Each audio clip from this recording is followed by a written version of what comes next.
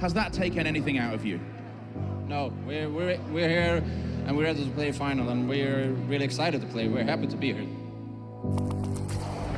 A dark force is returning. The team every other fears to face.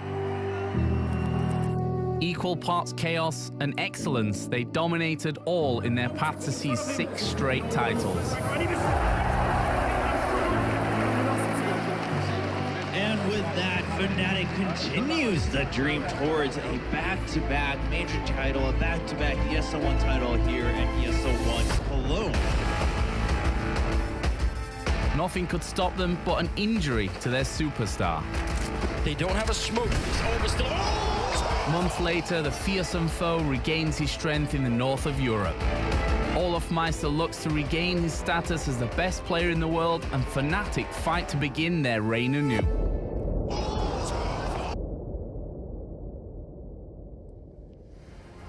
It is the big one, ladies and gentlemen. We plan to end with a bang. The crescendo at the end of day 2 here for ESL One Cologne. One of these two teams, Fnatic, you already heard all about them in the video, beautifully versed by the man to my left, and alongside that G2, a team that's already, you know, blown up. We've had so much hype entering in this in the pre-show of day 1. We were sitting there singing the praises of the French side, expecting big things from Olofmeister and Fnatic, and now one of them is going home. Let's not hang too much on how sad that it is in the power of the group of death, but let's instead focus on this one best of one map to determine the fate of these two potentially semi, if not grand final teams. Starting with you, Duncan. Sure. Well, I mean, we've got a lot of history here. Like, first of all, the Rewind the clock for me. Titan core, okay, it has been changing players in and out. It's never been a consistent core of only those players.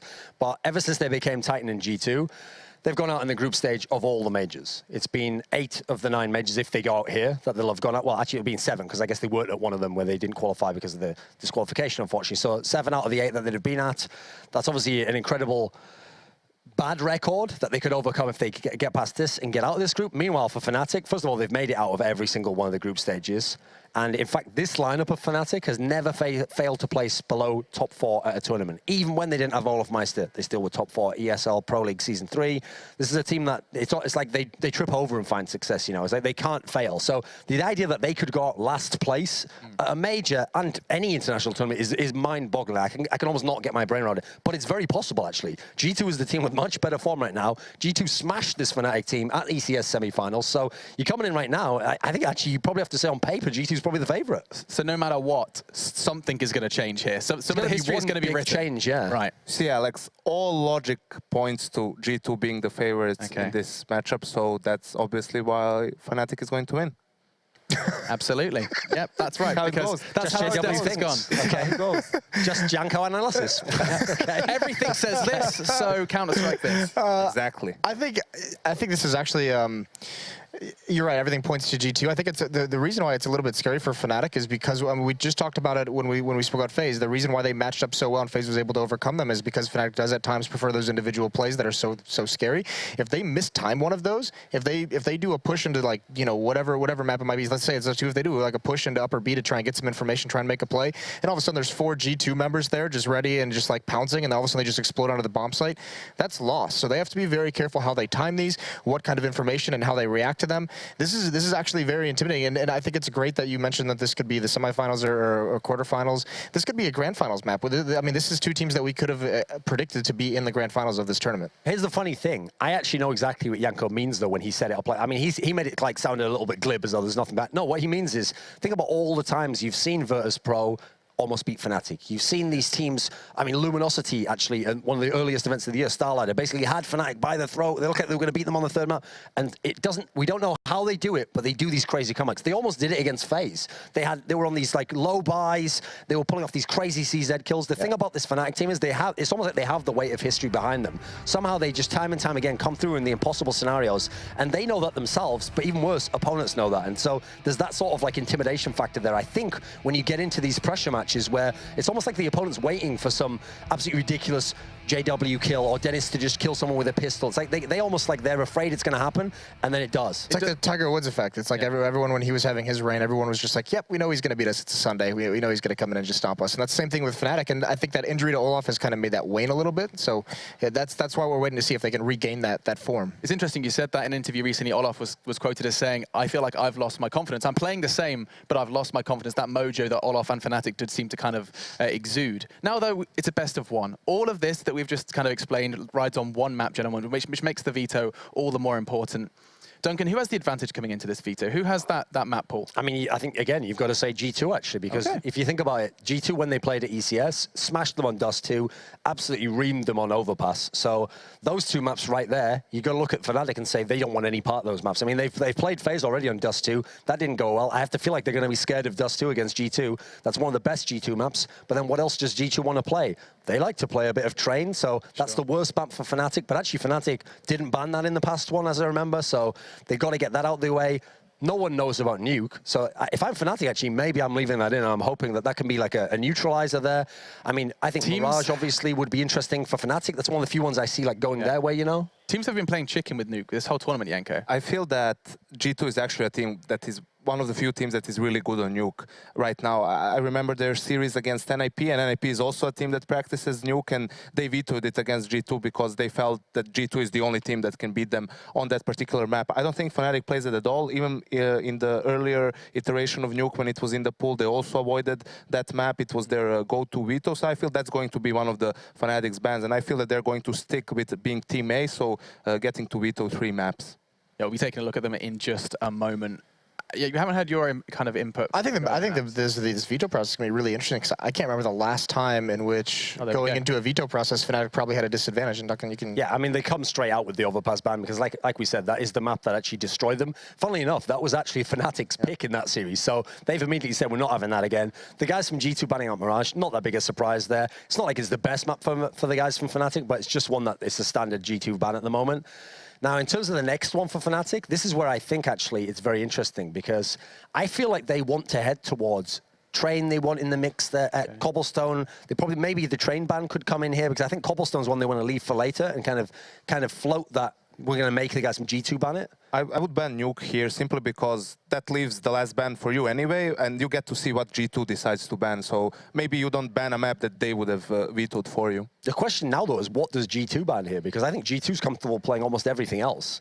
Like, G2 bans Cobble? Yeah. Okay, so now we're in a situation where Fnatic's choices now, okay, they've got Mirage, they've got Train. No, Mirage is out. Oh, they've got Cash. Train, Dust 2, and Cash. They've got Train and Dust 2. Now, I think they have to go with Dust 2 ban here. Yeah. I think if we consider what's happening in this tournament, consider what happened to them at ECS, I think this is the right one. Now, the upside for them here is the Olofmeister lineup against G2 only lost on maps that are already in the ban here. So they lost on Overpass, they lost on Dust 2. They haven't played them on Train. Now, Train, unfortunately, has not been a good map historically for this Fnatic team. But then again, they've also gotten maps before. Like, here's the interesting thing. They went against Virtus Pro at Katowice. Virtus Pro, fantastic Train team. Fnatic barely even played Train, one of their worst maps. And they had this, like, monster win on that map where they dominate. I think they had, like, a 14-1 CT side or something crazy. So they have that, like, historical comeback there. But I have to feel like this is favored G2. G2's a very scary map team on Train, I think. And this is just classic Fnatic vetoing maps that they've had bad results on recently, like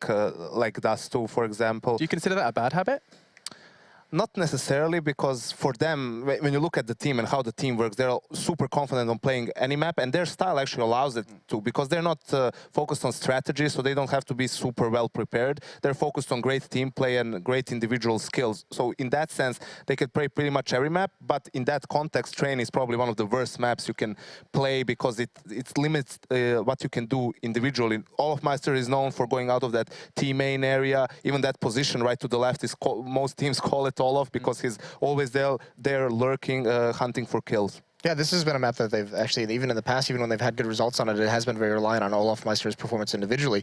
I think this veto has been just kind of cool, because just before we got started, there's been very few times where we've seen Fnatic go into these map veto processes at a disadvantage, and because they've had so many, they were like the old SK where they had 3-4 maps that they were like world beaters on, where they were the best team on these maps, and now with Olofmeister coming back, we look at all these maps and we say, yeah, they're really good on a lot of maps, but you wouldn't give them an advantage over all the other teams anymore on these maps. Like even Mirage, you know, they're not the best team in the world on Mirage. They're not the best team on these maps anymore. So here's the crazy one for me though, is that if I go back through the whole map veto now and I try to think, how did we end up on Train? A map that actually I think statistically might actually be the worst map for the guys from Fnatic.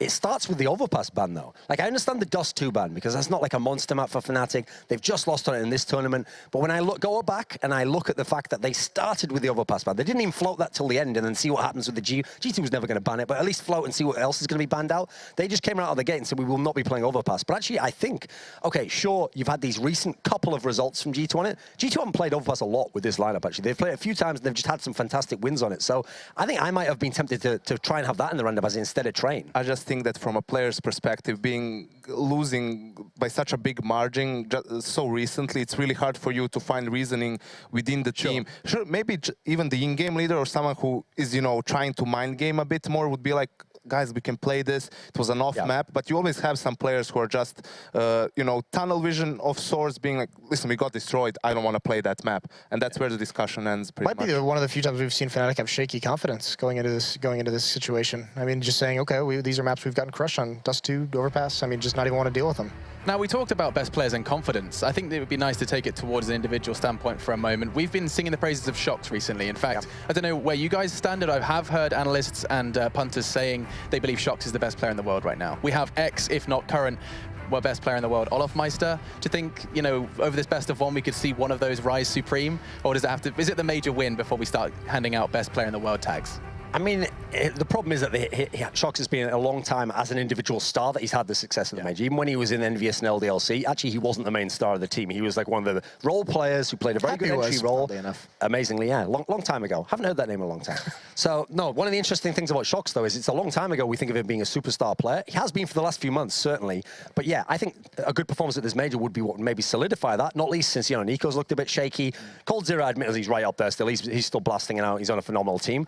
I think the performance he's had at the last 2 big tournaments, that, well, more than 2, but those particular ones. It was like the group stage of E-League, and then it was ECS Finals, and it was ESL Pro League. Those performances alone were worthy of like world's best status because he would go into the server and he would be the best player. Like the only person who could actually rival him in the server was on his own team, and they would just run in riot over people, like some 80s movie where 2 guys team up and they just wrecking all the enemies, you know. I think that's almost a sick focus to have as well on screen because he hasn't really had good majors in the past. He's one of the players that struggles the most when it comes to like just isolating, you know, big tournaments and majors. At majors, he's really struggled individually. But this is also the first time he's coming to a major with a completely different playstyle than what we've known him for in the past. And also going a bit further back with Scream, he was the one left out of those initial French roster shuffles. He was looking for a team. He went with the international team with Kingwin, didn't give up, and gradually improved, and now he's one of the star players. I feel, though, with Shox, that he's one of those players. Look back at the qualifiers and the game against Cloud9. When Shox decides that he wants to win the game, there's simply almost nothing you can. It's almost unfair looking at how the other team is powerless to stop him. Yeah, but that's what we say about Fnatic. Yeah, that's what we say about Fnatic when they decide they don't want to lose the game either, and they take that pause and like, all right, you've had enough fun. It's our turn now. About Scream, actually, I did an interview with NBK not so long ago, like a couple of months ago, and in it I asked him about Scream because obviously he played with Scream for a long time in Titan and Very Games, and then there was this era that we were in when I did the interview, for example, where okay, Scream was on Titan G2, but only because there was no one left to get. Okay, that's the only reason. He was like the last chance guy to get. Scream was very much out in exile. He was in the wilderness. No one wanted him, and the reasons why were what NBK said.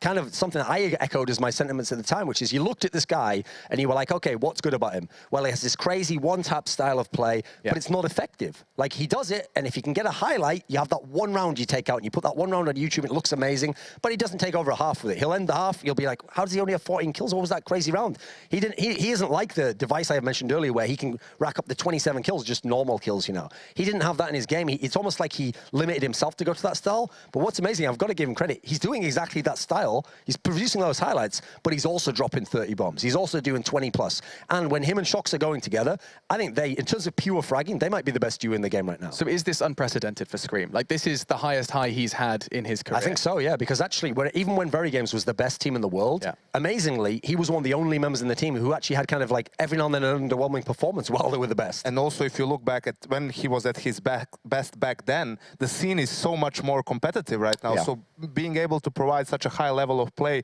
in this type of playing field is what is the most impressive. And the consistency with which he's done it. I think he actually has like one of the coolest stories, just because, you know, he was on some of those really good early French teams, and then he actually, I think he set out with like 2 majors because for whatever, like the bans that didn't allow Titan to be in one. I think the next major there was some other issue where he had to sit that. Which wasn't a good enough team, I think. Yeah, something like, and then it was just like, we're watching this guy who we'd all seen play for so long, and he was such a fan favorite, obviously, just because of the highlights, and it was just like, you know, really nice guy, and we're just like, oh, he can't go to the majors whatsoever for 2 in a row. I've got a cool story for that. Not a lot of people know.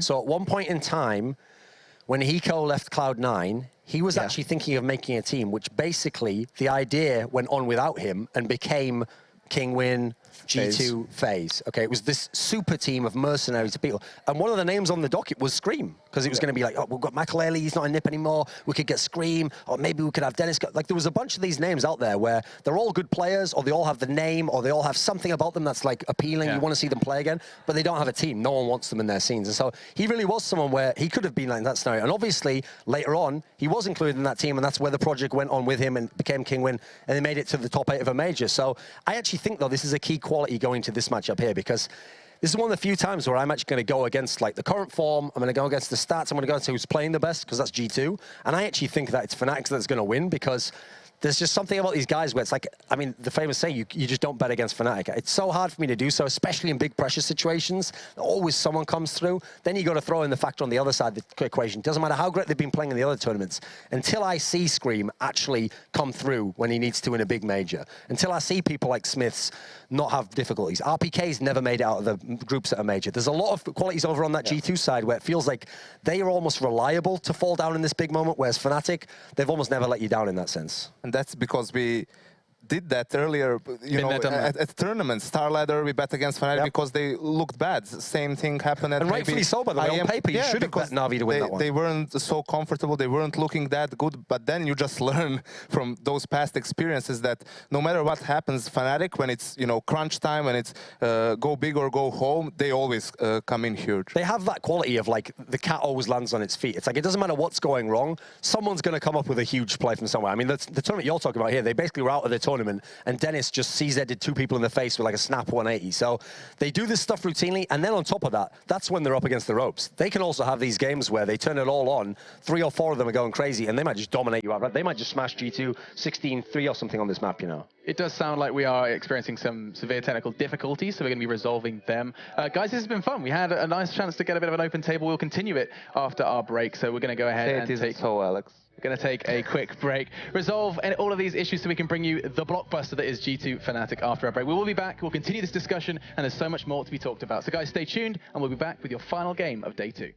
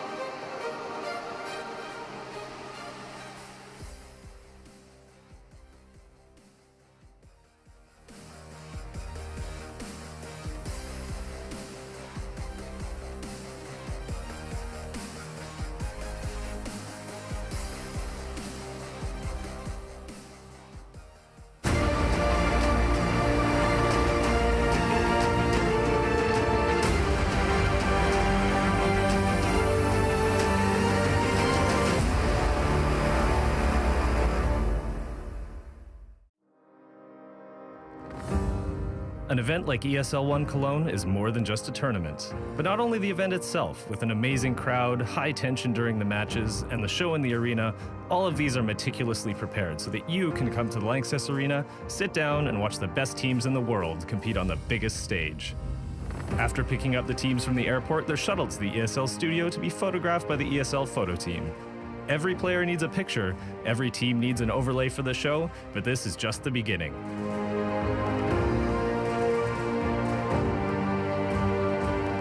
After every picture's taken, our video team takes the reins. Hero shots for the epic introduction videos are taken, interviews are conducted, and those videos are immediately cut to be part of the show so that you can see them at home on stream or on the huge screens inside the arena. You may think that's all, but the process continues well into the event. During the week leading up to the event and during the event itself, we produce hours of videos and prepare countless photos for the on-air production so that every team and player gets their moment in the spotlight. All this so that we can communicate the excitement of the tournament to you at home and send shivers down your spine.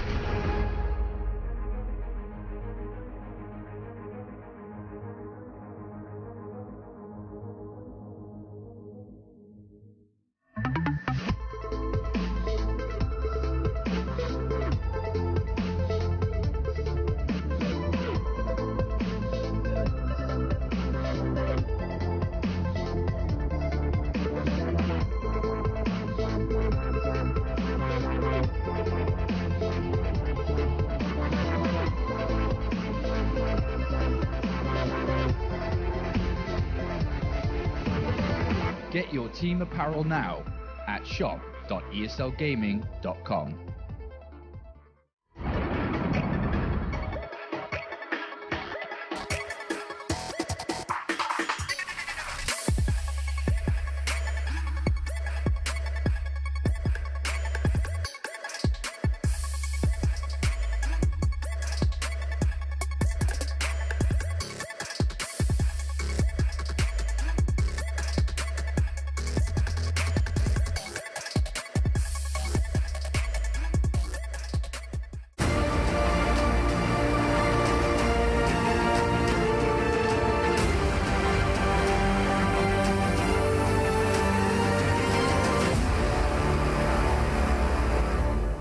right now, on this current meta, I think we're lacking a little of in-game leaders in the world. I think Pronax is the best in-game leader. That's how in-game leader should be. He should be able to use the players good, enough. When I see their T side, like, it's really smart. If you take a look on Fnatic, Flusha has a step up right now, but he's kind of new to this role.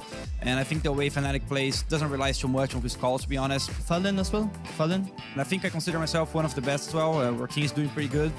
But it's hard to say.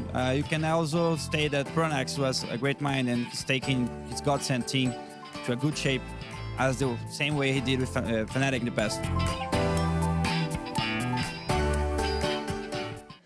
Fallen there just saying, yeah, we're pretty good. Well, they have breezed past Group D and they've got their spot in the LANXESS. And now, welcome back. If you have just joined us and you're wondering what on earth is going on, I thought we had a fantastic game of Counter-Strike coming. You do. Problems resolved, and we get to see Fnatic G2 in their elimination match. I think we just have to kind of play catch-up. We have talked all about the veto. Let's quickly just reiterate how that went down. Duncan, I know your memory's incredible. Can you walk us through that veto, or like rough, abridged version? Well, I mean, the key thing that it started with is it started actually with Fnatic banning out Overpass. Like, that is not a map they wanted to play, and yet that is a map that they picked against G2 the last time these two teams played each other, which is in the ECS semi-finals, but G2 completely destroyed them on that, and I think they actually destroyed them from the Terrace side. I think they got like 11-4 on T side. 13-2. They did the same as well to SK, I believe, on Overpass, which is a really strong map for It was the SK worst as well.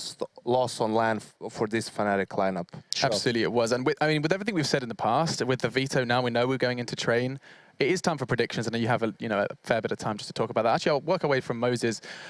Where do you think this one going? I mean, this is going to be an intriguing desk just to hear these predictions. G2, Fnatic, who's going home, Jason? I mean, I'm glad Duncan put it so eloquently, and I mentioned it in the green room. I hate making predictions based off not trusting the opposing team, but I'm going to take Fnatic, and part of that is just G2 with their history of doing poorly in Major, not making it out of group stage, Scream not playing well, and Fnatic just being the team who can always pull a miraculous win out. I'm going to go with Fnatic. I just can't say that Fnatic will go out in the groups of this major, so I have to go with them here as well. And Duncan. Yeah, just to reiterate, G2 have the players who are in better form. As a team, they're in better form. They have better recent accomplishments. I think this is even a better map for them. I'm picking Fnatic for all the above reasons. Brilliant. I think magic's going to happen. So, listen, if there was the Nip magic, we can have a little bit of Fnatic magic, right? Miracles. I think that summarizes this entire game perfectly.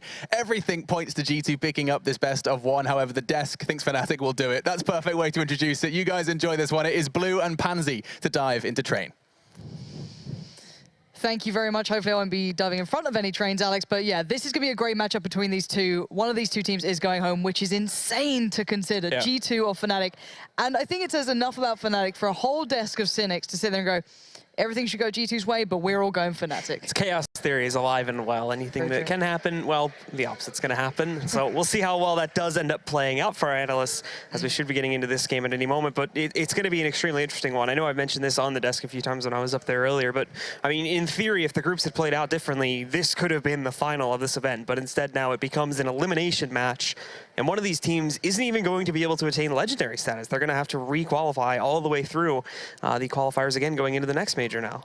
A terrifying prospect for some incredibly talented players here, and it's a curious one, isn't it? Because as said on the desk, all the players individually, you'd argue, for G2 have been playing exceedingly well. There's been a couple of ups and downs. It hasn't been the smoothest of rise, but their peaks have been incredibly high, whereas Fnatic, it's just waiting to see if it comes back. It's like, they're still Fnatic, they're still deadly, but you're not seeing JW being insane recently. He's had a couple of up and down games. You've seen Olaf Meister saying, well, I'm just not as confident right now. There's a lot of question marks still around Fnatic, but in these situations, these guys consistently do turn up. The last couple of majors, their group stages haven't been flawless. They've often come in second throughout the groups and then gone on to do quite well. They've dropped a couple of surprising games here and there. You know, they lost to Liquid in that, crazy overtime game. They've lost to, LG back on Inferno many a moon ago at Cluj. So it's not been impossible to see Fnatic have tougher runs than others, but they always seem to come out on top. So I think that's consistently. Hello, Smith. All right. See, at least he's feeling confident, because that's actually one of the players that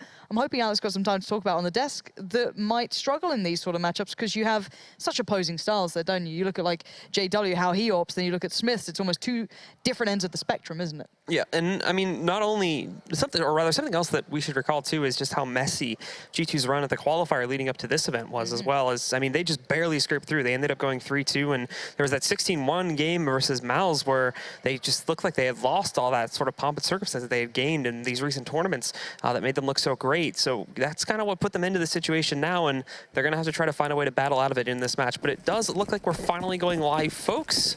So let's get into it with G2 starting off on the CT side, and Fnatic now jumping onto the T side. You've got to have the feeling that the Art of War might just about to be rewritten this one. And look at the aggression down on Ivy. Already RPK going to take the straight up fight. Stunning little double comes back to back, but it's put to bed by Olofmeister in the end, taking him down. So down to the 3v3 here. The T side still going to continue with this aggression, pressuring that open bomb site. JW trying to wrap around now as Scream is sort of pushed into a corner, but Olofmeister is destroyed by, it's not even Scream, it's Smiths further back that ends up picking up the kill. And all of a sudden, G2 with a strong grasp. Fnatic trying to find a way to wrangle out of that, but they can't seem to get good positions. JW trying to sneak back around here, but Smiths can hear him. That's still a good shot from JW. And again, we'll be evened out down to 2-on-2. Look at these angles they're coming in from as well. Flusher and JW in a really nice spot to make these guys work. It's going to be tough for G2 to weather the storm, and they're not already. Scream going down, leaves it to Body in the 1v2. JW's got 40 HP, but he finds Flusher, but he can't find any more, and that's JW to close it down. Fnatic pick up the first, and already the roar from the Swedes comes out, and a very aggressive, explosive start here from Fnatic. Scrappy round for both teams there, too. The positions were just completely destroyed from both teams. As soon as they went into the outer bomb site, nobody could really establish a good foothold. At the end of the day, it just comes down to who finds who first, and JW there does manage to close it out with the 2K. Nicely done from him, and we will get into the second round where the investment comes out from Fnatic. 2 AKs in the mix on both Dennis and Olofmeister. A third as well coming out from JW, prioritizing that. And G2 have gone for the second round force. 2 scouts on both Body and Smiths. And a straight up stack here.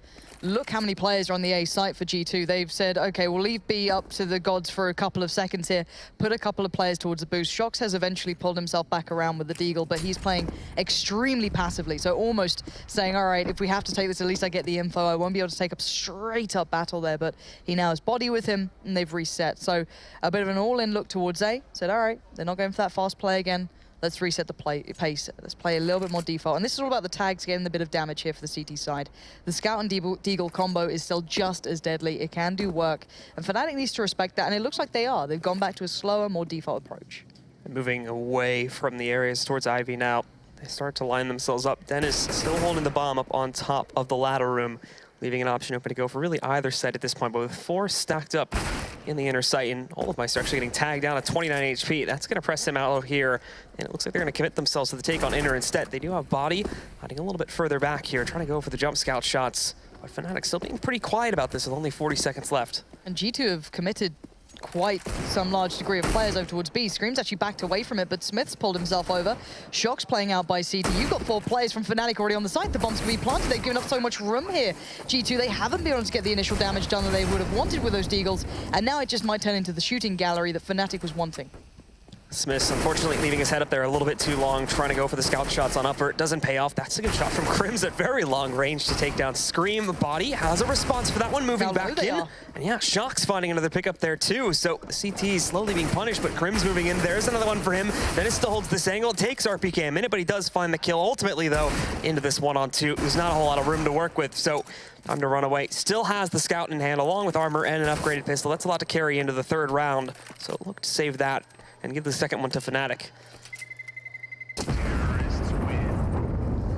That did start to get a little bit scary for Fnatic. They started to get a little bit lower on HP. You saw that the Deagles did finally come in. The Scouts started to find some reward, but still taking away a couple of rifles from Fnatic, not a bad impact, but a big investment from G2 there will mean that this round's not necessarily foregone, but it's going to be very, very light investments at most. They still had that Scout retained by RPK. He himself already had the 5-7, so going to split that over with Smiths, give him the Scout, and stick on the 5-7 himself.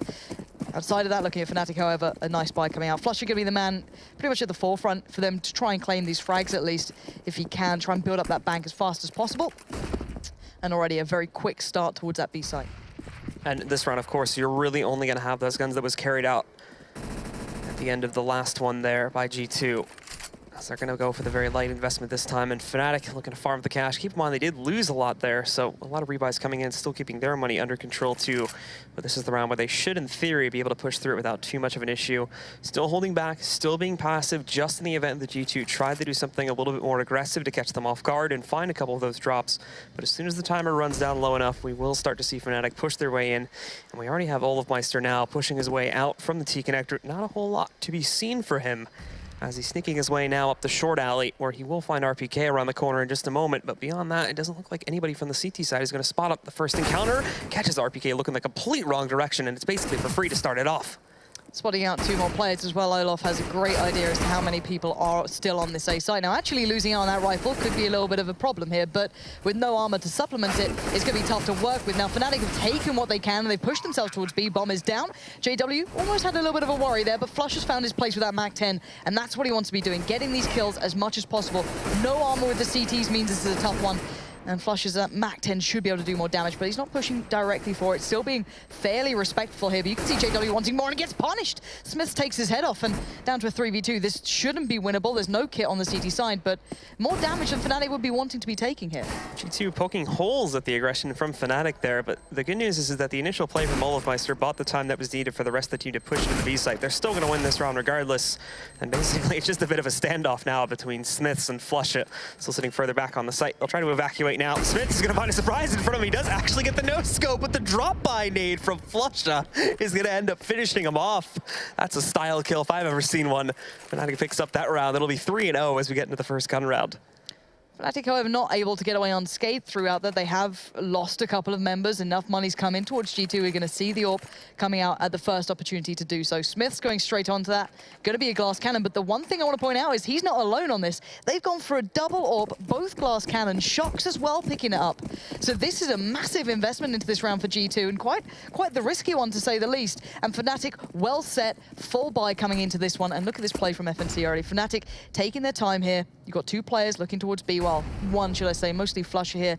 Dennis supporting, ensuring no one can come up pop, and the other 3 putting down those smokes towards A, putting a couple of plays into place, but I'm wondering if they can actually build off the back of this, or if it's just a clever ruse. At the moment, it looks like there is some commitment here. Oh, and Shocks and Smiths line them up, knock them down. That's 3 back-to-back, there's the 4th, and this has been a clean round from G2. The clinical start that they would have wanted here, and Flusher knows this one's all but done. Goes from being so sloppy on G2's side of it to so well calculated, and Fnatic, they don't find anything there in their attempts to push out to the site. Flush is kind of left wondering, well, what exactly happened there, guys? As there was only 3 damage done to anybody on G2. Screams hit a little bit, but that's it. Those ops on both Smiths and Shocks do some serious work. And disallows from Fnatic, even getting an inch into the A-bomb site. You can argue Fnatic probably didn't expect there to be 2 AWPs already facing them at this point, 1 maybe at most, but there you have it. That's only going to keep their attention now pulled towards this game, and Shocks to close out. So both AWPs doubling up in this one, 2 for 2 for them. Brilliant impact. It was Scream to find the other, and they're back into a good position now. They can, you know, support themselves with a bit more armor, get that utility in there.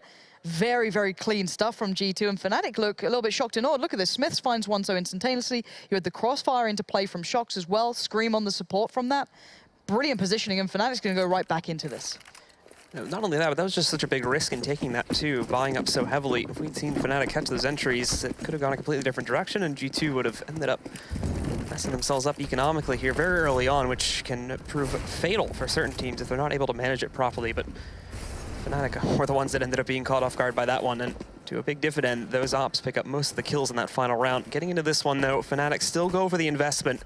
Olofmeister downgrading himself to a scout, and JW not even bringing a real gun into the mix, just a P250. Still the slow approach from these players, but G2 ultimately will hold the big advantage.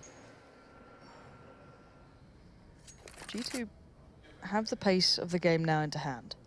They are stacking a massive amount of players towards A at the point.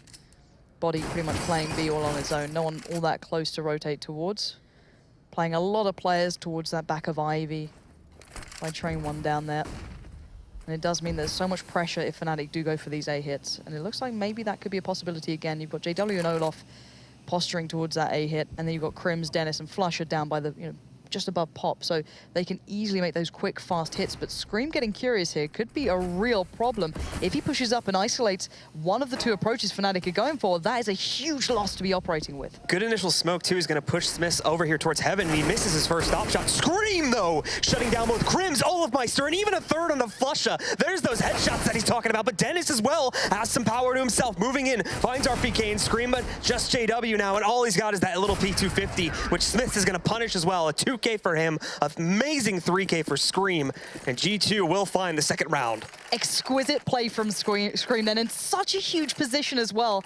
playing up by Electric, kind of pushed up between the two trains. No one really isolated him out either. There was a bit of a scrappy battle coming in, but no one able to take that clean fight, and he gets away with it. This was one of the win conditions people were talking about on the desk. Where's Scream been in these massive games? Where has he been in those previous majors, either missing from the very word go, or having very quiet impact games, not having those big performances? If he gets confident, if he starts feeling the game, that is a very worrying side if you're Fnatic. However, let's go into this round because there's only pistols on the side of Fnatic. There should be a 3-3. This should be a nice clean round, and Scream again wanting to get close up and personal, and he's going to get, well, perfectly away from it. Dennis and Olaf get picked up. A swift little follow-up towards Flusher, and this again is exactly what the French side will be looking towards. And there you go, Smith's just, well, dismantling JW at the end. So there we go, 3 for 3. JW and the boys of Fnatic have to bounce back from this. They need to get into these gun rounds. Those pistol rounds look good, but that's not enough against G2 here. Bit unfortunate for Smith that he can't actually stop the plant from happening at the end of the day, so there is that bonus money that comes in from Fnatic, and now you're going to see a couple extra grenades and whatnot coming in here or there on the buy, but still, a shutdown from G2, another very clean round, only elevates their own economy, which is kind of getting into dangerous territory now. Basically, everybody except for RPK is in a position to go for a full rebuy, if not a second, if we should see Fnatic to start picking up a few rounds here. All right, 3-3. Let's see how Fnatic approaches this now, because the big thing before was the fact that when they came into it with the guns, they maybe didn't expect that double AWP to be in practice. Now they know it's there. Smiths and Shocks have given away some sort of the game, but look at Body looking for a touch of aggression, gets punished down instantly. Flusher just connecting to him through the box itself.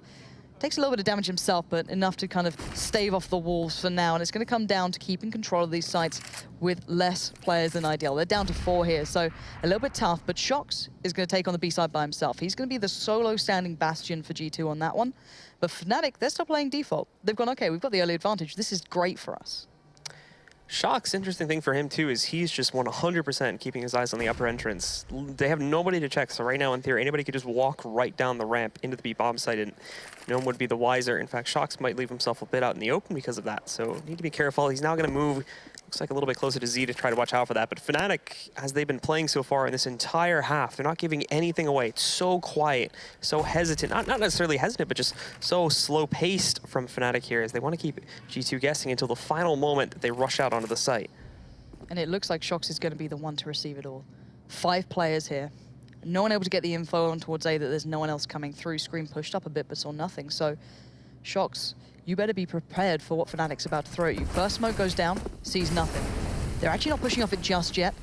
They're still waiting, quite patiently. Now JW's starting to fit. Now Flusher's coming in. Here comes Smiths as well. They're rotating over. Flusher already out by the side. Bomb going to be put down by Dennis.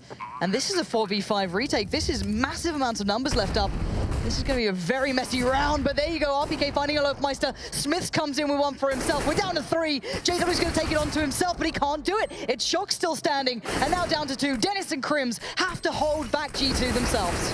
Moving in, we can see Scream picking up the frag onto Dennis, so just Crims left up and running, but he does have the Molotov to toss over onto the bomb now. It's going to be covering it. Might have been thrown out a bit too early here, but Crims can move out. Unfortunately, no flashbang or anything else to support him. As soon as he walks out, Scream's going to be waiting for it here, tries to take down the diffuser, but Scream is ready for it. Closes out the round yet again, and G2 will now tie the matchup and take the lead away within 2 swift victories from Fnatic. And even though Flusher seemed to put in so much work during that round, that retake eventually did come down to that 2-on-2. So G2 just holding on long enough, be able to retain these AWPs, keep them back into practice. Their money starting to look better and better. Already got 10k sitting on Scream, Shocks on 9. And we know that the CT side on this map can be a little hard to create that really robust economy, but they are handling it well for now. Whereas Fnatic, it's draw everything back together. You've got the UMP for JW, a Tech 9 merely for Crims, but enough utility they can build something out of. And I'm wondering if we're going to see an A hit off of this, because, well, look at the positionings from the likes of JW, Crims, Olaf, and Dennis. They're all looking like maybe this is the set play coming out. Flusher getting himself towards drop. And now 4 players waiting to receive. RPK pushing up as well on Ivy is going to make this harder for Olaf to have any impact here. And already Smiths just firing off the shots. Finds JW, looks for another one. He knows someone's there, the number 8 man. That's going to be Olafmeister wrapped around the corner, and these other guys are stuck, but Shock, somehow that shot doesn't connect onto either of them. And now moving out, what just happened? Switches out the gun, he's burning alive. Dennis and Crims are going to find 2 kills. Smiths and RPK are there to support, but Dennis again with a quick headshot takes down Smiths. And we'll be into a 2-on-2 with Fnatic having full control over the outside site. And they know that Body's been positioned at B. They know this for sure, but RPK's position, maybe not as well known, but he's known to be playing over by Ivy. So looking at Fnatic, how do they position themselves? Dennis, gonna try and take some real estate here, go looking for a little bit of something down by the old bomb train, but Body's just behind that. So again, this could be quite deadly. Crims waiting for more. Body's starting to push up. They know he's going to come this way. Dennis takes a step out, takes the fight and wins it. It's down to RPK in the 1v2. Finds Dennis, but can he find any more? It's Crims in the 1v1. Smoke goes down. RPK fakes it out. Looking for the fight. He finds Crims as well. It's RPK being solid as ever. And in the last couple of seconds of the defuse, he will bring it in, and G2 retain their lead in this. A massive round again from G2, and Fnatic just don't seem to be able to close out these rounds. It was looking like Fnatic had it all. They had everything going with them. They had site control in their favor. Trades were a little bit unfavorable, but they caused some big mess-ups against the favor of G2 there. And now bringing it onto the site, some big plays from RPK. That first skill, very impressive, but the second one as well, with the bait smoke, it ends up working out perfectly, and G2 now continue to forge forward with an even bigger lead against Fnatic here, and they're trying to scrap together a buy. They managed to get it, but JW has to risk it now and go for a glass cannon up because their money's so low. And another, let's say, impressive thing, at least in my eyes, is the fact that G2 were able to operate these retakes even with double AWPs in practice. Not necessarily the last two are alive, but even having that as a factor seems to make it quite difficult. Now, RPK, he excelled in the previous round. He might just have to do it again. He has Shocks beside him, a deadly duo that needs to come up with the goods, and the first has fallen. JW punishes Shocks, but RPK will not be moved. That's 3 back-to-back. Crims, Olaf, and JW get decimated, and Flusher left to watch his team fall apart. RPK just absolutely destroyed them, and Scream, not even a moment of hesitation, just walks right out. Flusher tries to fire. He's even got the off angle, but he just still destroys him. G2 are looking to be in hot form right now to keep themselves going, but they still have a while to push forward. 10 more rounds to claim this match. But we will see the timeout coming in now from Fnatic. Okay, let's bring this back down to earth here, because if you looked at this game from a purely, let's say, removed approach, let's say you'd never seen these teams before in any way, shape, or form, but you knew their stats coming into it, or something along those lines, you'd had some idea of who they are. You'd always give this to G2, so being excited about it seems almost questionable, because their form has been excellent. Their players have been to this degree previously. But then you always think it's Fnatic. If anyone's ever seen Fnatic with their backs to any wall, you generally see them coming out swinging. That's the thing is that the analysts were talking about, right, is that everything leading into this matchup would have said G2 would take this in a best of one, but they all think Fnatic has it. They're expecting some, not necessarily nip magic, but like Swedish magic to come into play, but we just haven't found it yet. We're not seeing those big clutch plays from Fnatic, these big all-star style plays. It's all coming from G2, and Scream to a big degree on quite a few of these rounds, but RPK in the past 2 or 3 now as well has had some big impact to keep G2 in the lead.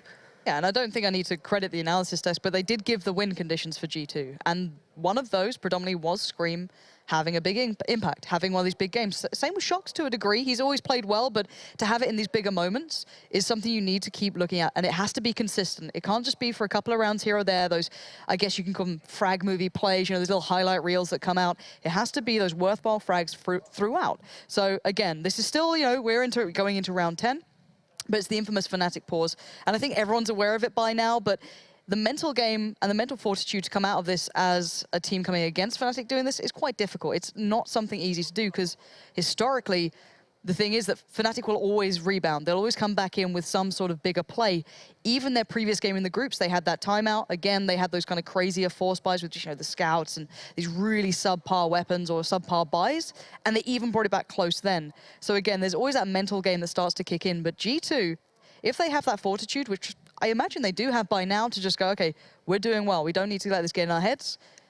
This could be very interesting. The unpauses come in, so we're going to find out soon what Fnatic come up with this round. They've gone for that force up here. They've got, you know, the mollies coming out. They've got a couple of smokes to put into place. The armor, the Tech 9 to CZ there with JW. So they have enough to build something out of, and you can imagine it's probably going to go towards B, just because you can get those plants. You can kind of isolate that site a little easier.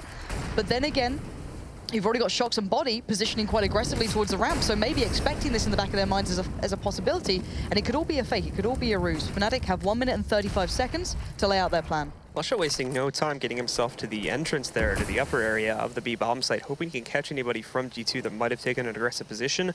Not going to be found, of course, as G2 are holding back, but it's got to be Body, and he doesn't find anything. This is exactly what Fnatic want. They want to cause chaos in the site and get control before G2 can even react to it. Moving back in, and they're even pushing forward now, too. Olaf Meister with the pickup. Flusher with the second. RPK responds, but Flusher finding another one. Scream's the last one going, but he's stuck behind a Molotov, so Fnatic's plan has worked perfectly. And everyone barring Dennis surged forward there. Every single one of them played in towards those smokes. They pushed up to try and get G2 on that back foot, and there you have it. JW recovers it, and that's one of those classic Fnatic rounds that you see so often. And a lot of teams will think, okay, well, the best they can get out of this is a plant, which is what you kind of imagine. You go, okay, well, if they get a plant, a couple of kills, that's probably what you're going to get there. But no, Fnatic are the team that goes all the way. They get the round, they get everything in the bag, they get all those guns for free. They've got a double AWP themselves now. Arguably quite tough to work with maybe on the T side here on Train, but knowing Fnatic, they'll probably find a place to put it into position. You know, they've got JW there, Flusher able to operate incredibly well on it. So now G2 needs to be ready to receive the storm coming their way on a full buy. Fnatic had established the status quo of fairly slow-paced plays, waiting down the timer, and that sudden increase of pace just was not ready for G2, essentially, as they were caught so much off guard, but that one body could not handle it. So Olofmeister as well this time is going to move very quickly outside into the short lane on the outer site, but Smiths punishes it swiftly as well, taking him down. But the response coming in from JW outside of Ivy takes down RPK, and Flusha almost eliminated by Screen, but he is able to get back and keep himself safe for now. And that's the first time we've really seen RPK removed away from that Ivy position this early on. He hasn't been giving that up at all.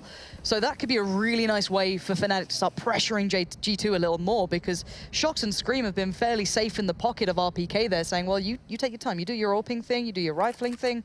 I'll keep this under wraps. Now with that gone, you're going to see them in the back of their minds going, oh, is JW going to push up? Are they going to make a play from it?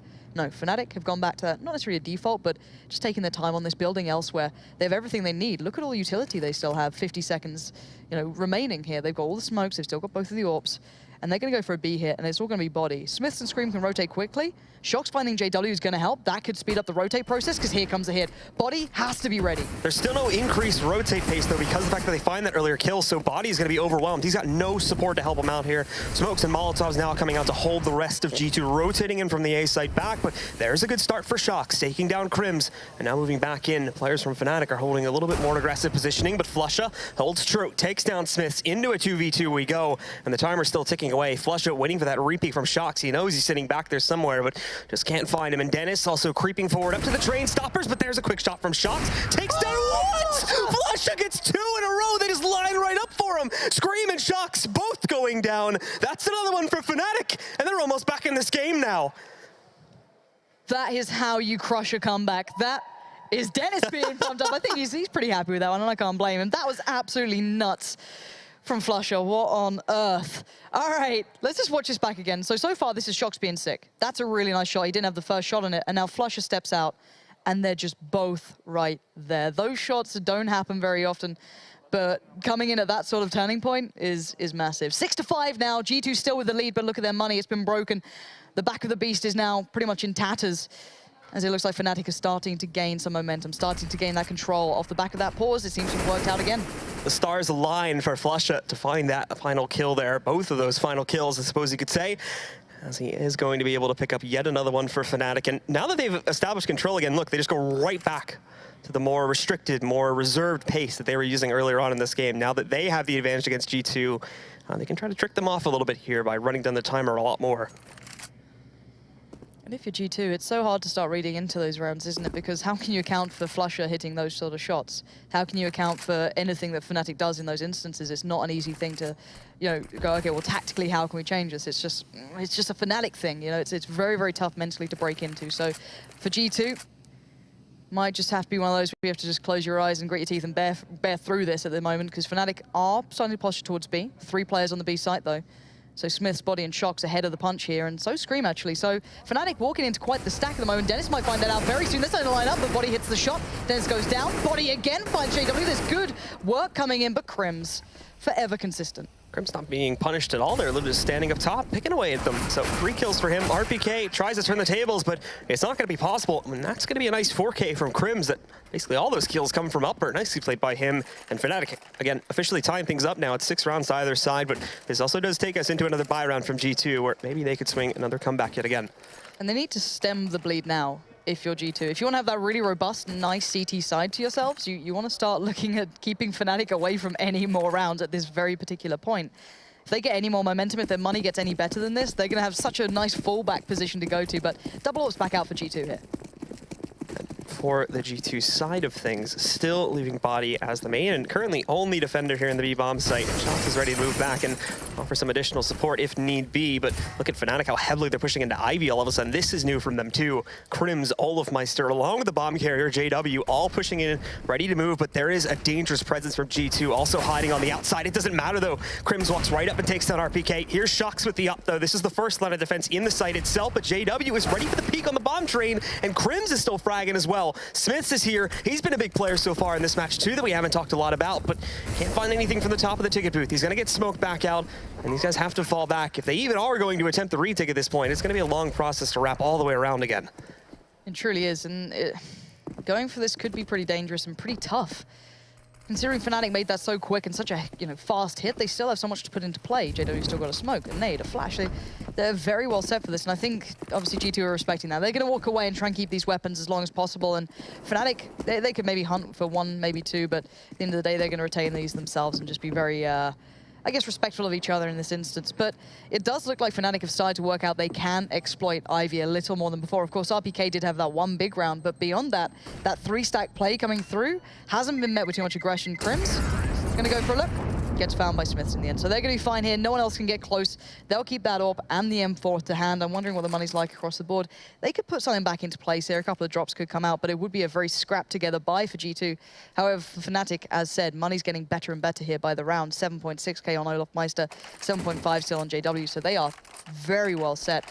And yeah, for G2, they might need to change something up here. I'm wanting to see maybe some aggression somewhere on the map. But again, it's hard to put yourself in that mindset when Fnatic have been overrunning you. It feels like, for me, the biggest area, which, I mean, for the past couple of rounds hasn't been too big of an issue, but just for B-Hits, they need to give some extra support to Body, because it's becoming very clear that he cannot hold this site all on his own. Talk more about that in a minute, though, as the first combat's already getting started. Scream, although he is met initially with some damage from Crims, he responds to it with a headshot, taking him down. With the rest of Fnatic, and they're not even trying to go for this site. That was the primer there to keep them in here. They are free to rotate now to the inner site where the actual combat's going to go down. Well, this is what you want to see, some support for Body. And, well, eventually he's got it. Shox has got himself over to be quite early on. So not going to be retaken by the time Fnatic are already out, who are notoriously very aggressive once they get that plant position under wraps. So JW forced to back away.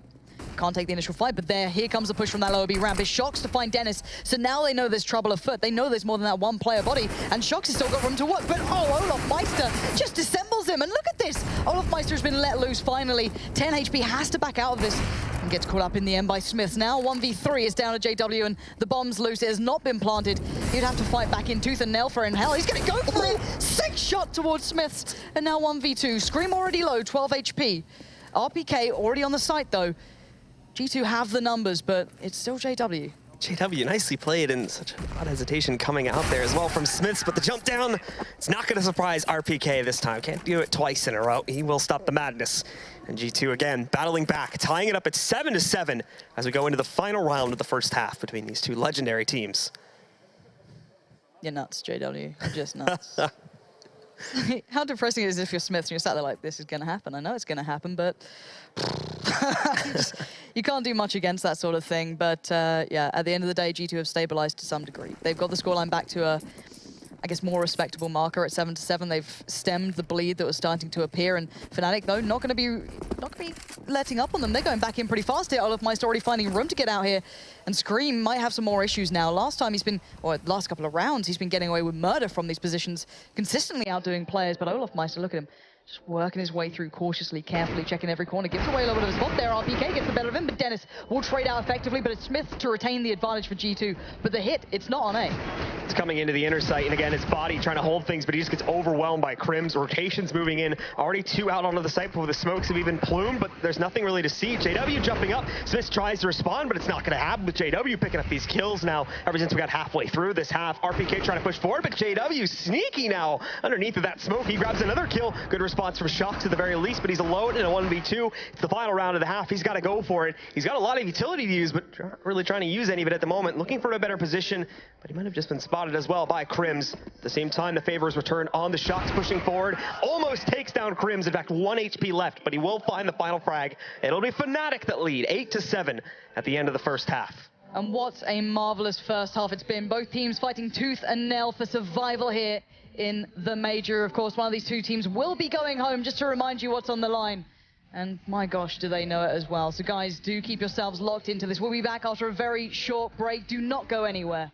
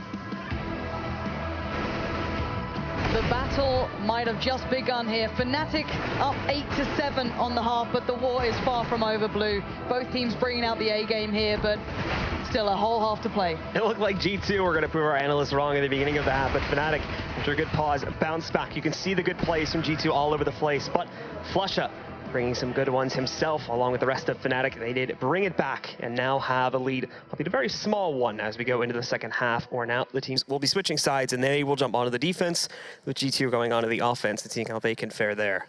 Call it just Flusha things, just Fnatic things, who knows what it is, but a couple of those rounds, quintessential rounds for Fnatic. The rounds that signify who they are to some degree off the back of that pause. How many in a row was it? Was it 4 or something along those lines? It was quite a few just right off the back, even though they were on that Tech-9 purchase. It was far from ideal. You can see it there, Scream having a huge impact as well, at least in my eyes. His plays towards A, when he was able to get aggressive, whenever they went for those kind of almost default-like hits towards A, just greeting them at the door every time with a, you know, a nice little punch to the dome and just saying, no, you're not getting towards my site. However, Fnatic did battle back, kept the lead going into the second half, but all starts again fresh here. Crims definitely seemed like he was the most consistent player across the board for Fnatic, especially as we got into the later rounds and they were actually able to start picking up some wins there. He was the big man on the field, constantly fragging outwards, and we were seeing some flashier plays from the rest of the guys as well. But now things do start. And again, we'll get into the mix of things now, but look at how heavy the push is from G2. 4 players going Ivy. Dennis is going to have himself a battle right at the start of this, and he is not ready for it at all. Flush up with a quick response, but now the tide is flowing into the A-bomb site. Fnatic know exactly what's coming their way. Flusha's got the perfect position for it. Already catches out 2. Shocks and Body get absolutely punished. And can there be a third added to the kill count for him? But no, it's going to be Crims to keep this one in check in the end, leaving Scream in the 1v2. Olaf Meister and Crims having to deal with what Scream can bring, but position pretty duly noted by now. Crims, I've just seen that shoulder peek he has. He's not going to miss a shot like that to get this one back off favorably for Fnatic.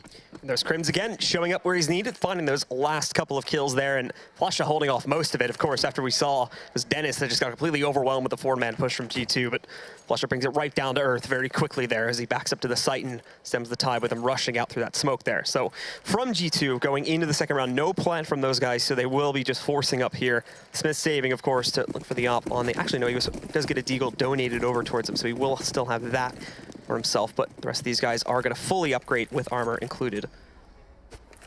And looking almost reminiscent of that first round, however, Smith's this time joining Scream, and the other 3 going down by Ivy. So looking for a bit of a pinch here, not too easy to succeed in, as Dennis did trade out before, and then Flusha, of course, had the great position, but Scream looking for a couple of pixels out of place to find some punishment towards, but it's going to be a very cautious and a very dug-in Fnatic here.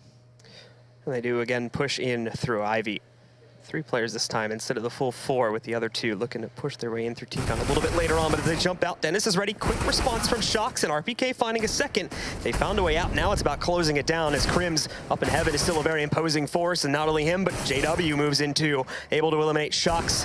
Found a good start. There's a good shot from Scream, able to eliminate Olaf Meister. Crims still steady as ever though, waiting for Smiths. Scream can't find the angle to try and close this out. He's got the long range that needed to try and take down some of these players, and he's got both of them down to around half HP as well.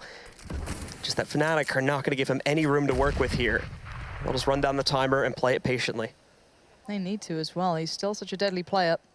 Compose a huge, impactful play upon them in these last 30 seconds. And they have split up, so he could take 2 individual 1v1s. He's punished Crims there. He's down to 15 HP. Scream going to step out further. Desperate to find JW, but he's going to be tucked in towards the site, so each player going to try and set up a bit of a crossfire towards the bomb. And if they make a peek here, Scream can still punish. 19 seconds, not going to get it. JW nullifies that threat, and it's Fnatic again keeping that score building in their favor.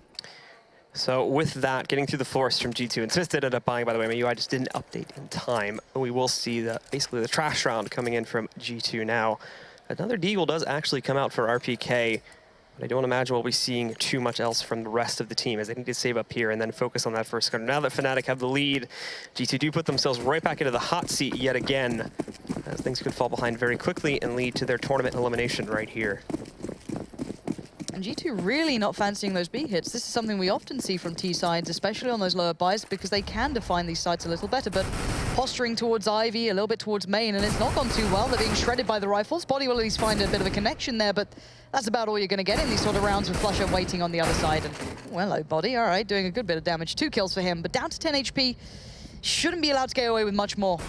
respectable at the very least, considering the circumstances leading into this round, but it's going to be JW jumping past the server box there to eliminate the last player from G2 and taking us into that first gun round now, where we'll see the investment coming out from the T side here. And actually, big question, of course, is are we going to see the full op investment coming out from Smiths or not, or is that going to be saved for the 6th round? It is an interesting question, and yeah, he's not going to go for it. Maybe looking for that later if required, but not exactly known for his T-sided AWPing either. CT side maybe plays to his style a little bit better, but still, he will have to look towards it at some point here. Shox to be setting up the flash for RPK if he needs to dive forward, which he's going to do. Allows RPK the first peek in case there was a dash of aggression from Fnatic. Not going to be the case. JW's going to walk away as well, but he's still chomping at the bit to get this first shot off. Rest of G2 moving very quickly to the back of the B bomb site to group up there. As we can see the rest moving in. Smiths running around the back there along with a few others. Fnatic have a pretty solid setup. 2 on the B bomb site, fully committed too. It's not like you have that floater inside of Z waiting to go in the other direction there, but JW moving his way up does get quite a bit of early damage onto Scream, bringing him down to 15 HP. Not sure how much he spotted beyond that, but regardless now, he's gonna pull back way over to the back of upper there and wait for them to push out onto this site. And you can tell now from all the smokes, Molotovs, basically everything that G2 have in their arsenal. That should call for the rotation pretty quickly, but still nothing for Fnatic. They move in, and RPK, he finds that first kill against JW. Yeah, great late flashes from G2 coming out, making it hard for JW to find any angle, but Olofmeister will not struggle in such circumstances, but Body's going to still find at least something back into this with Flusher being caught out. Now down to the 3v3, the plant, of course, favorable for G2, going to make it a little bit tougher for Fnatic for here. They're going to work their way back in. Scream waits ever so patiently, and down in this 2v2, it's Olof and Crims to play the retake as best they can, and Scream's having none of it, like a force of nature locking down this site. Looks for a further follow-up, not going to get it, so Olofmeister down to the 1v1. He's on the ace here, and he needs to close it out if he wants this round. Tapping on the bomb, but Smiths is waiting for that at the bottom of the ramp, just peeks right out. Olofmeister only sitting at 7 HP anyway, so that is indeed going to be the end of this one. G2 bouncing back on the gun round, exactly where they need to do this. And Fnatic, unfortunately, their money is all over the place, and we look at it as low as 1.5k on Crims and as high as 5.4k on JW, but it's not going to be enough to justify forcing up here. Probably just going to be seeing a save. Yeah, so just pistols so far. Doubt there'll be much more. No, 0 utilities. Oh, okay, 1 flash towards Crims, 1 on Olof. That's about it. So maybe just going to try and get aggressive. If they can keep themselves maybe a rifle or bring something over or do any damage again, this would be a huge benefit to them. But JW is going to posture towards maybe one of the most perfect angles with that CZ. Waits so patiently down below to be fed any sort of kills. And look at the flashes. That's all he's getting so far. One after the other. And with 4 players above him, he needs to be careful. No one's going to be really going down pop at this point. Look at everyone from G2. That's a B hit in the making, unless they psych themselves out of it. But no, Shock's already going to be the one tendering towards it himself. Going to flash down. And it's going to be go time for them. So, Fnatic, wrong place, wrong time, but a gamble that was required. You can't take, of course, straight up fights when you just have those pistols. Normally, you've got to try and find a way to work them in. And Body knows that someone's probably going to be pushing up from ladder and 2. He's had his eyes 100% posted up on that for the past few minutes now. As we can see, though, he actually looks away from it, but that is going to be giving Shox an opportunity to push back in and give coverage to it. So these guys just don't get flanked on their exits or anything, making sure that they keep all the guns in check, and that Fnatic basically don't want to escape with anything in this round, that it's basically just a waste of time. They're going to try to move into the site, but here we go. They're being picked off now. Scream finds the first one. Smiths has the cross angle to take down Olofmeister on his attempt to escape back towards CT spawn. They're getting a bit aggressive there, finding Dennis. Bit of trouble with the second one. Flusher will take him down, and that actually might be an AK picked up for him. He finds it, but RPK stops that in its tracks, takes down Flusher. And JW, basically he's been in ladder in this entire round. It looks like that's going to be the only place he gets to have any fun in.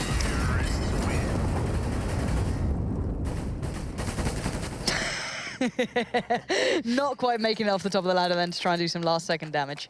So we'll be sticking himself around. He's still got the CZ, but he's on 6.8k, so it's not the end of the world for him. He can be just perfectly fine into this one.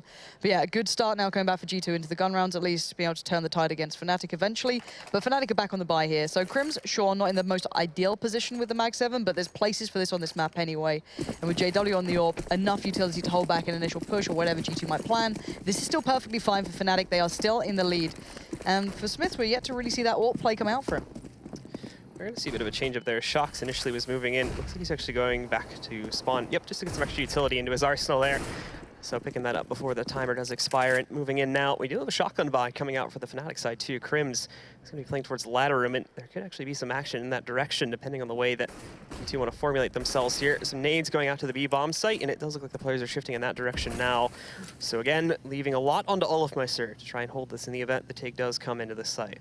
Well, G2 have been pretty successful at this. On the gun rounds, they have been considering B far more than that A hit that was their pistol kind of plays. So it worked out pretty well before. It could do again. We're going to find out pretty soon. Shox putting down the smoke, the molly to follow. It's going to be Olofmeister and JW to be the first point of contact, but still, here comes G2. Let's see how far they can get in this. JW hitting Shox through the wall. They're only knocking about half of his HP off from the shot, though, and so far, Olofmeister not finding anything. The good news is the rest of Fnatic are on the way, and Crims will have a late flank opportunity opening up due to his position from the ladder room earlier on, but now the aggression coming in. Body taking up a spot, and Shox overwhelming JW. Dennis finds a response, but look at Olofmeister. Just walks right up. Thankfully for G2, he only grabs one kill. Scream trades it out, but in comes that flank from Crims, just going to be denied by Smiths. Shox finding another one. Flush is the last one alive in a 1v2, but he has such a little positional advantage over G2 that he might as well fall back and save. Trying to go for the spray, but he runs out of ammo. Switches to the pistol. Somehow Scream doesn't kill him, so he finds that frag, but now with an up on the ground in front of him, it's time to run. The timer's too low. He's going to give this one to Smiths,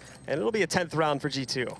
Yeah, Scream having an absolute mare in that situation, then pretty much whipping a hell of a lot of things. But a round, nevertheless, into G2's back pocket. That's all they're going to be looking at here. Sure, the money's probably not going to be ideal from their point of view. Again, Scream's a little low, but the rest can supplement that if required. You've still got RPK on 7.3, 7.2 for Shox. But on the other side, that's the big story. Fnatic's money is gone.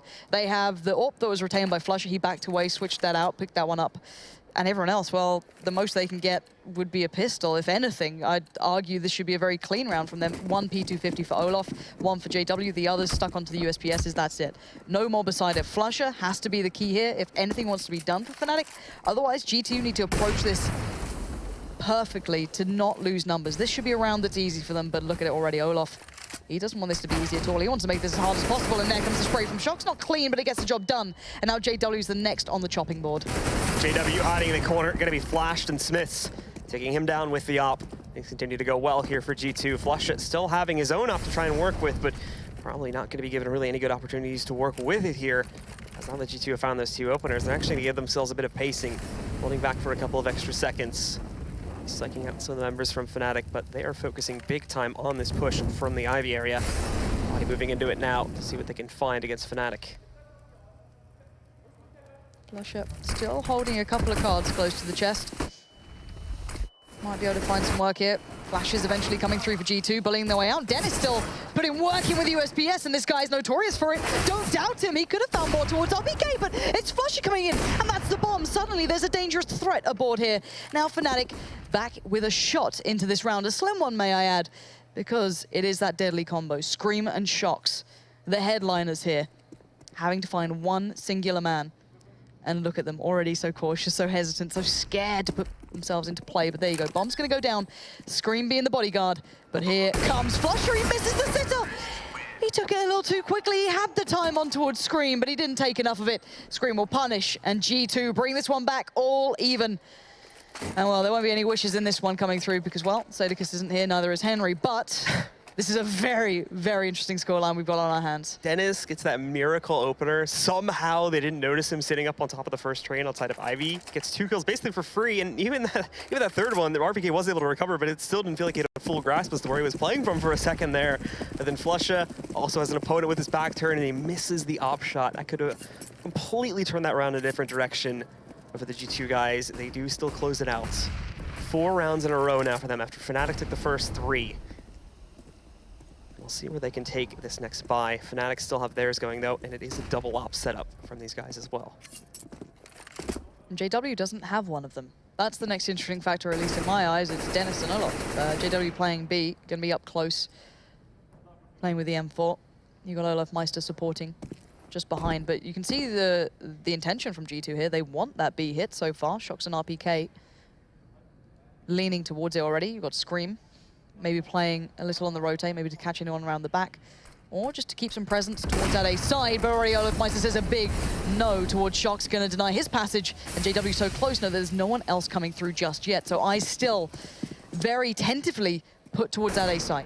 Scream also moving in now, trying to push the short lane up from T-Con. Crims is going to find another pickup. This is turning out to be a pretty bad decision from G2, to be honest, because not only have they flubbed this, but JW's moving in. He's going to find the first 2 kills up in the grill of both Smiths and Body.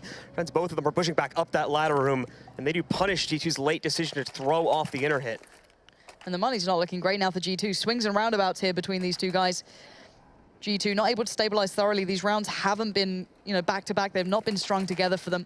Fnatic keeping themselves extremely deadly, extremely viable throughout this one.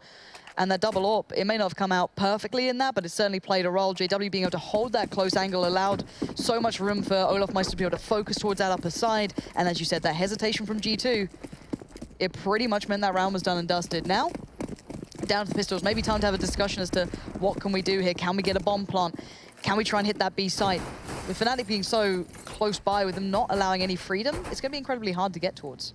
They will basically go for a solidified push. G2 moving into this round, as you can see, all 5 players very quickly stacking up at the back of the offside. And olofmeister is going to spot this, but the first shot actually misses. JW even almost caught out, but look at this. It's just an absolute massacre from JW. Has the Molotov, kills 3 of them with the rifle, burns another one. He does end up going down at the end of the day, but it doesn't even matter. Shox is killed by a hopping olofmeister, and it'll be a 13th from Fnatic. Well, JW just starting up the barbecue already. 13-11 now.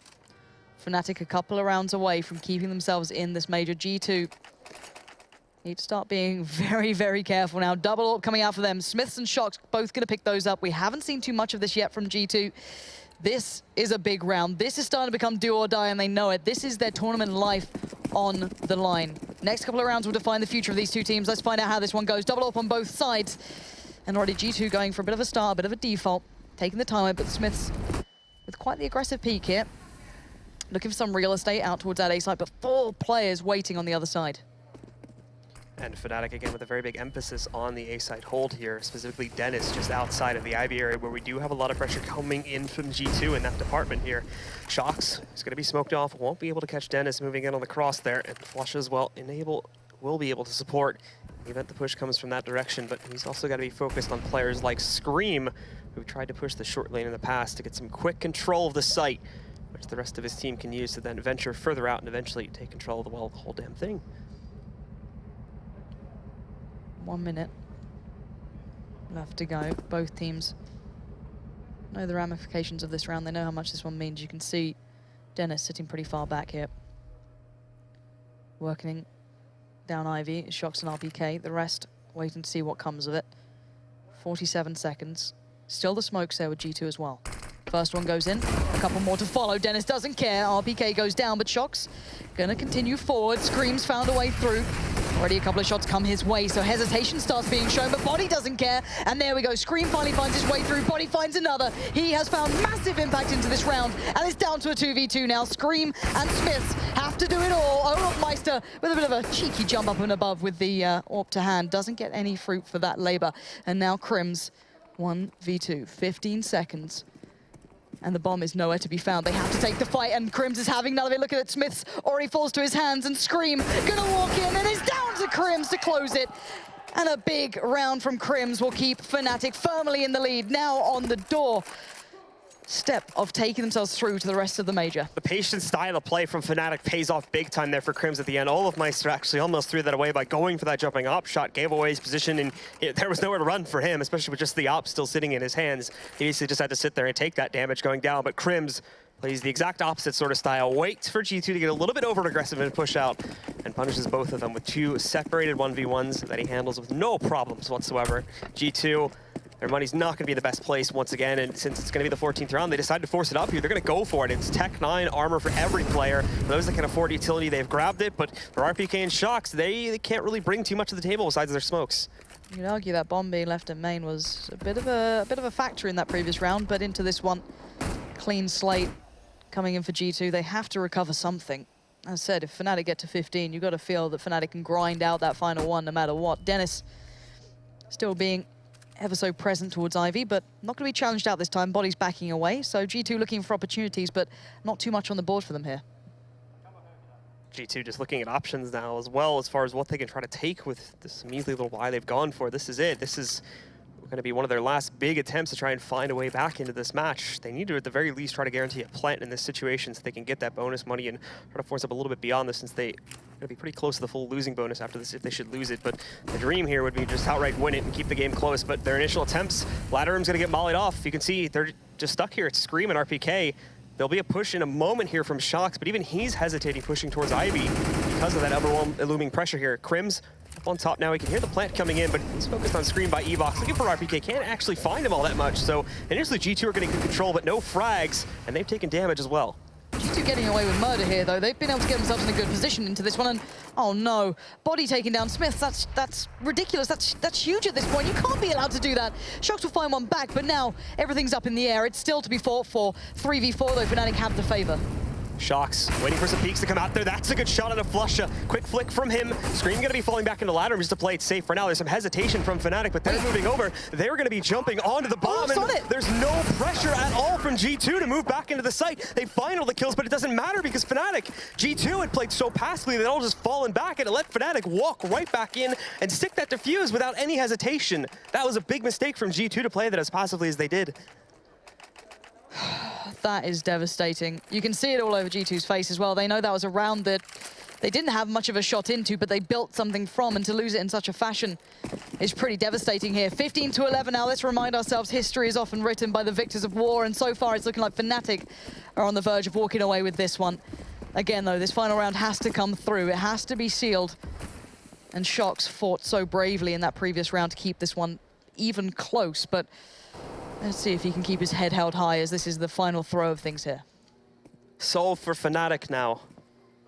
Going to try and move themselves through in this event. Smith's an attempt to boost up there inside of T room as well to try and take down Flush. He almost had the connection, but was off by just a little bit there. So that'll prompt Molly coming in from Fnatic to hold them away for a little bit longer.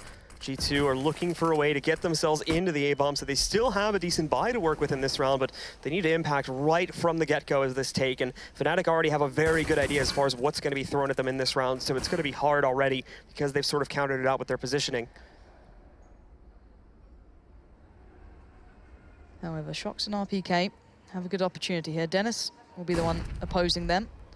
If played through, Flusher looking towards main. Again, Fnatic quite pushed up towards main. Flusher and Crims both watching that. And you can see a little bit of an aggression going to come out from it. RPK connects perfectly towards Dennis. Scream towards Crims, and suddenly we have a game on our hands here, Blue. Flusher only able to grab one against Smith there with Scream, finding a quick response. Shox with another one, and it's just JW now, who tried to work for the flank, pushing in from the B-bomb side. He pushed up for a long time ago, but Body is waiting for them, and G2 punished the overt aggression from Fnatic inside of T-Connector, along with other areas of the map, and, well, that big mistake from Fnatic now keeps G2 in this game for a little bit longer. This is going to take determination of biblical proportions at this point, but look at Fnatic's money. Yeah. It's broken. They've absolutely screwed themselves by doing that in that last round. They're going to go for this, so they want to still crush this before it even gets close to overtime. So the force comes in now from Fnatic. It's not great, grant you. Mainly upgraded pistols with armor. Olofmeister's able to get a Mag 7. But we've seen these rounds pull off match-ending rounds plenty of times in the past. So I wouldn't necessarily say Fnatic have a zero chance of closing this out, especially with the aggression coming out. RPK might find his match, but the flashbangs end up working out in his favor. He's able to take down JW. The tank almost got a little overzealous there. Got to be careful. He did tag up Olofmeister, but he's still alive. He's got 45 HP to play with, so still present. And there's still such a threat, as you said. This is the thing. We've seen games ending on rounds like this, especially when it's Fnatic. There's ways they do it. No one can account for it. It shouldn't happen, but it does. So don't write them off just yet. But still, this is G2's round to lose, essentially. They shouldn't lose it at all, but it's mentally their game to throw away if they start getting hesitant. We saw it being a problem before. Hopefully it won't be again into this round for them, as they need to take themselves towards one of these sites pretty soon. 1 minute left on the board. It looks like an A-hit's going to be coming through. Crims could be instrumental in halting this if they do go down through pop. Crims waiting to see if anyone does come through, but no. Again, G2 taking their time here. Crims trying to determine where exactly he would like to play from the optimal position for him to try and move up against the movements from G2. However, we can see them pushing to the back of the B-bomb site now, and this is going to be all Olofmeister with just a measly little Mag 7 in his hands. and also half of his health already gone. The support is coming in very quickly, though, thankfully for him. Flusha arriving in the site. Oh, no. They're just walking right into Olafmeister. 1.5 kills basically already. Shots finding the trade. Scream and Body with 2 more. There's that defense gone from Fnatic now. It's just Dennis. He's picked up 1 kill against Shox, but they know exactly where he's hiding at now. But there's a second. We're not done just yet. Dennis holding a strong position behind the bomb train. He's got to get some further movement, though, as right now he's stuck here, and he's only been able to punish overt aggression from G2. Moving out, though, looking for Body down to 7 HP. There's only 1 more to go. It's Scream hiding in the back, but he's got 4 bullets. He's found a gun, picks up the shotty. What is this battle? Dennis moving up. He's going to use those 4 bullets, but Scream somehow keeps it together there. And it'll be another one from G2, 13-15, 2 away from overtime. There is no moment when it's only Dennis or only Fnatic or only anyone. These are ridiculous rounds that should never come that close. Let's just put that this way. G2 in any other instance should never let rounds get like that. Sure, there's brilliance from individuals, but it shouldn't happen. And look at JW's face, he's like, we're getting so close, guys. It's almost time. It's almost time to break this spirit. Let them have a couple more, like 1 more round maybe, and then we snap them in half. Let them have a couple of dreams start building, and then no. Again, though, this is one that Fnatic's just going to have to go through. There shouldn't be too much done from them. They have 0 almost. They have 1 P250, that's it. So even with an exceedingly good read, those rifles, that utility should always be put down and always played out perfectly. See if it does. So not expecting anything too great from Fnatic here. It's basically the full save. P250 on Olaf, but I think that's the only real buy they've done. No utility either. The guys on the CT side here. Olafmeister taking up a position we have seen JW do a few rounds before. Sitting just below the ladder room. Shox gonna move out, but that only confirms the suspicions that there is someone hiding underneath in the basement there, below the ladders. The rest of them now from G2, taking their time, very spread out, but Olafmeister finds his first mark on the Scream. Unfortunately, gets a bit over-aggressive trying to retrieve that gun, and Smith will trade it out.